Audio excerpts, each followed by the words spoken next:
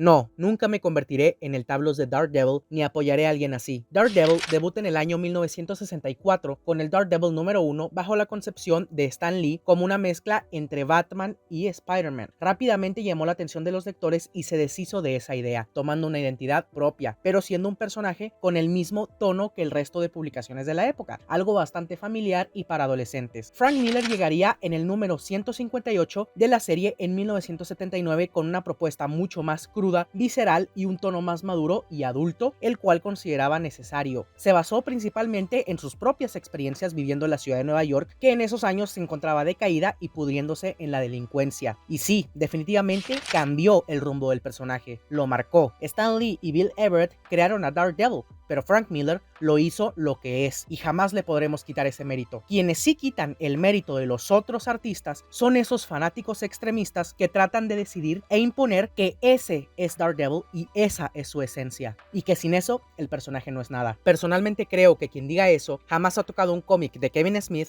de Mark Waid, de Brian Michael Bendis, de David Mack, de Charles Soule o del mismísimo Stan Lee. Daredevil es un personaje con tantas matices, gamas, colores, tonos como un ser humano lo es. Todos tenemos nuestros momentos en donde nos toca ser más serios y duros, y otros en los que nos podemos relajar y hacer bromas y sonreírle a la vida. Matt Murdock es un personaje firme, con ideales marcados y una fe que lo ayuda a anteponerse ante todo. No necesita ser una máquina de matar sin corazón o sentimientos para ser interesante. Esa es gran parte de su magia. Si nunca te topaste con el Matt pícaro, chistoso, carismático, alegre y galán, pues lo siento, pero nunca leíste Daredevil de verdad. No significa que la etapa de Frank Miller no sea la mejor, ni significa que no aportó o definió al personaje. Significa que no es la única, y una gran cantidad de artistas del dibujo y la escritura han aportado al personaje y lo han catapultado a la popularidad que tiene ahora. Ya tienes The Trial of the Incredible Hulk, que adapta el conflicto de Matt y su equipo de trabajo contra el magnate Wilson Fisk de Frank Miller. Tienes Daredevil de 2003, que adapta todo ese run junto con la muerte de Elektra y nos da combates de Daredevil contra el Kingpin y Bullseye sacados directo de las páginas de Frank Miller. Tienes las 3 temporadas de Daredevil de Marvel Television en Disney Plus, que te adaptan The Man Without Fear, El conflicto de la mano y Elektra, y hasta Born Again, todo de Frank Miller. No puede ser que sentencies a Marvel Studios por querer adaptar otras etapas del personaje, como en She-Hulk, que en esencia adaptan un pequeño trozo del volumen 5 del propio Daredevil de Soul y un poco del volumen 3 de She-Hulk,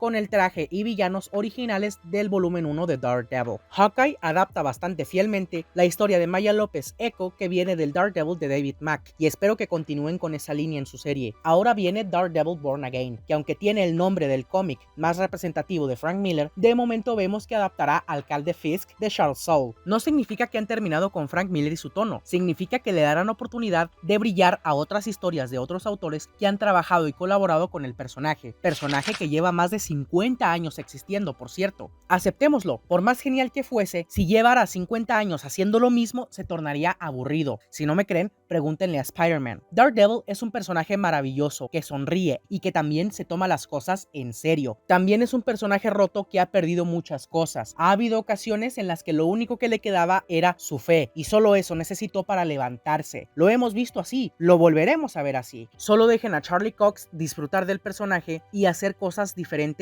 y frescas con él. Esto lo digo porque en Hawkeye, el mismo Vincent D'Onofrio fue quien pidió interpretar a un Kingpin más similar a los cómics, algo que no había hecho antes. Una pena para el pobre actor que sí lee cómics, ya que los fanáticos que no han tocado un cómic del personaje en su vida, por lo menos fuera de Frank Miller, lo criticaron el hecho de que Kingpin fuera exactamente como el Kingpin es, sencillamente ridículo. Por alguna razón les desentona ver a un Kingpin sobrehumano cuando en la misma serie de Daredevil, el Kingpin de Vincent D'Onofrio ya cargaba y lanzaba a Daredevil, un hombre de 80 kilos, como un muñeco de trapo, y que también recibió una puñalada en la cárcel y siguió como si nada. Daredevil Born Again compartirá la violencia y el tono de su predecesora. Esto ya está confirmado por el mismo Vincent D'Onofrio. Solo espero que las críticas injustificadas que tuvieron no los limite y puedan seguir mostrándonos facetas de estos personajes que tanto amo. Kingpin tampoco es una máquina de matar despiadada y sin cerebro. Si hasta en la primera temporada de Daredevil te lo explica él mismo y ves cómo fue su infancia y lo que lo llevó a ser como es. Echo se estrena tentativamente a finales de este año y Daredevil Born Again tentativamente a mediados del 2024. Ambas nos traerán el regreso de Daredevil de Charlie Cox y el Kingpin de Vincent D'Onofrio. Ambas versiones que conocimos previamente en las series de Marvel Television. Y este era un pequeño pensamiento que me quería sacar de la cabeza. ¿Tú qué opinas?